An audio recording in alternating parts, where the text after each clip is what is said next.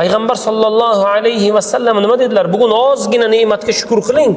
Alloh taolo ziyoda qilib bersin sizga. Bugun katta ne'mat bor qo'limizda. Haqiqatda mislsiz katta ne'matlar bor. Shukr yo'q. Chunki Alloh taolo Qur'onda la in shakartum la azidannakum. Bandalarim menga shukr qilsalar, men uni ziyoda qilib beraman dedi. Agar noshukrlik qilsalar, Alloh aytayapti Qur'onda, meni azobim shiddatlidir. Birgina ne'matga shukr qiling, Alloh ziyodasi bilan bersin. Biz bugun bir ne'mat, minglab ne'mat, yuzlab ne'matlarni ko'zimiz ko'rmayapti-da, birgina musibatni, birgina qiyinchilikni, birgina kamchilikni biz bugun ko'pirtirib, oshirib, toshirib gapiryapmiz. Hamma joyga e'lon qilyapmiz, norozilik bildiryapmiz.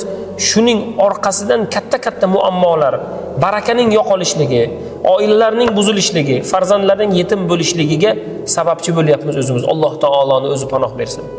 Mana shuning uchun Alloh taolo har birlarimizga go'zal xulq, go'zal manfaat va inshaalloh Rasulullohning go'zal xulqlari bilan xulqlanmog'imizni Robbim hammalarimizga nasib aylasin inshaalloh.